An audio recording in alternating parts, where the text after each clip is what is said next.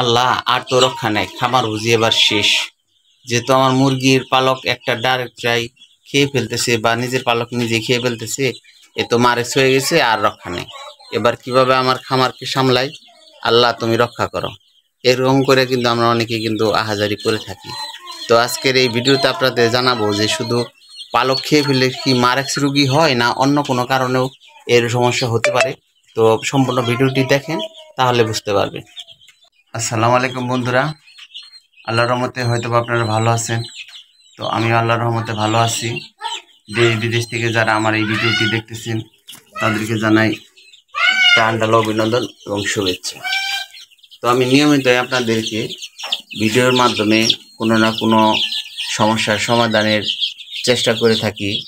তো নানান রকমের সমস্যা আসতেই পারে এবং তার যথাযথ চিকিৎসা করলে পরা ইনশাল্লাহ সেগুলো কিন্তু সুস্থ হয়ে যায়।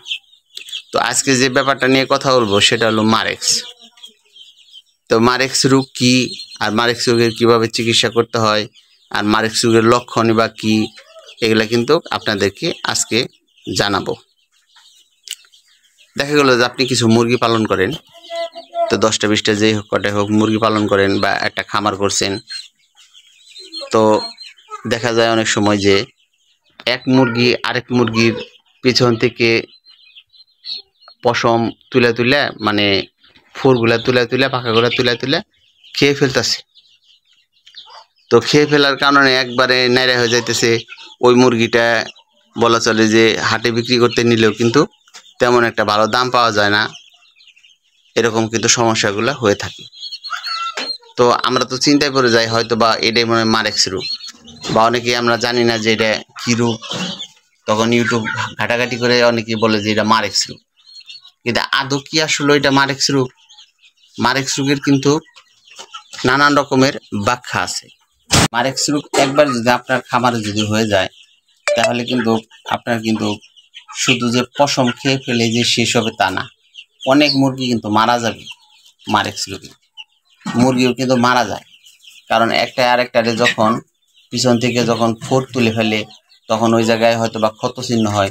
সেই ক্ষতর থেকে দেখা গেল যে আরেক মুরগি একেবারে সীতাহতা ওই যার পিছনটা মানে ছিদ্রই হয়, ঘা হয়ে যায়, সে জায়গায় ঠুকরাতে ঠুকরাতে এমন অবস্থা হয় যে মুরগি এক জায়গায় ঝোঁক মেরা বসে আছে, পিছন থেকে তার সমস্ত মাংস তুইলা পিছনে নাড়ি বুড়ি পর্যন্ত বের করে ফেলায়।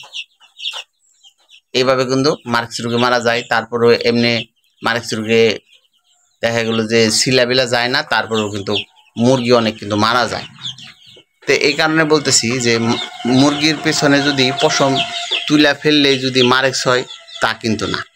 তো এরকম আমার কিন্তু বেশ কয়েকটা মুরগি আমার আছে খাঁচার ভিতরে। আমি আপনাকে দেখাবো নি, বাইরের যে খাঁচা মধ্যে আমি যে দেশি মুরগি লালন পালন করি, সে জায়গায় আমি দেখছি যে এই একজন আরেকজন পশমগুলো তুলে খেয়ে ফেলতেছে।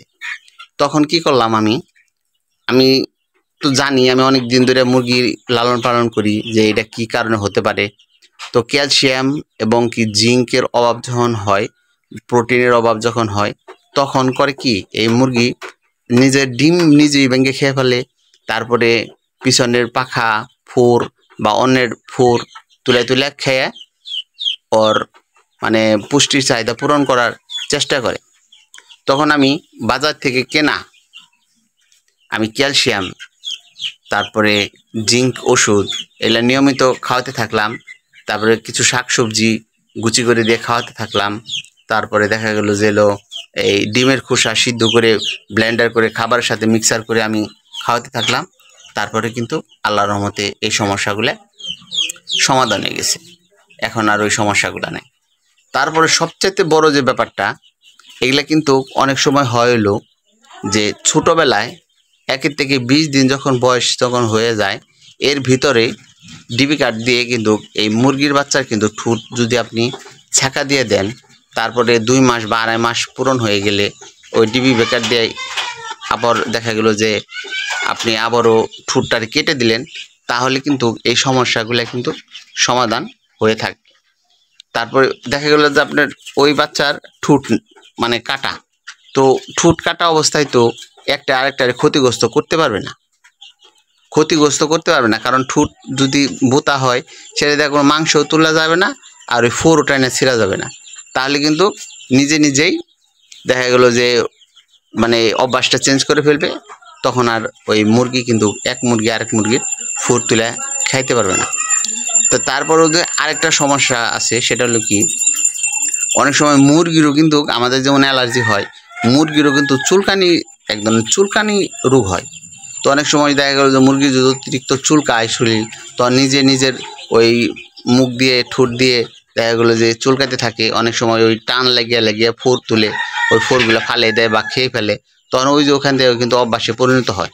তো এই কারণে কী করবেন, যে মুরগি যদি দেখেন যে বেশিরভাগ নিজের ফোর নিজে তুলে ফেলতেছে বা অন্য মুরগি তুলে ফেলতেছে, তাহলে কী করবেন, যে হলুদ আছে, এই হলুদটাকে সুন্দর করে গুলে, বা কাঁচা হলুদ হোক আর ফাঁকি হলুদ হোক, গুলে তারপরে ওই যেখানে মানে ঘা করছে বা যে জায়গায় এই ফোরগুলা বেশি তুলে ফেলছে, সে জায়গায় সুন্দরভাবে প্রলেপ দিয়ে দিবেন, বা ভালো করে আপনি ডইলে লাগিয়ে দিবেন।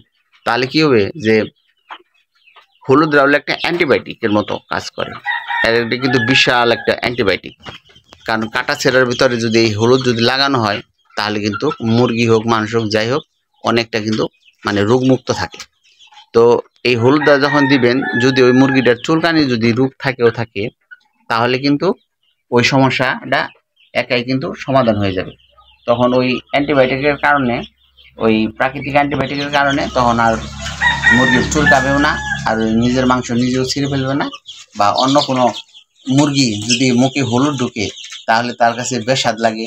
আপনি একটা জিনিস খেয়াল করে দেখবেন, খাবারের সাথে যদি হলুদ একটু বেশি হয়, মিশিয়ে যদি মুরগি খেতেন, তাহলে কিন্তু ওই মুরগি কিন্তু খাবারটা খায় না।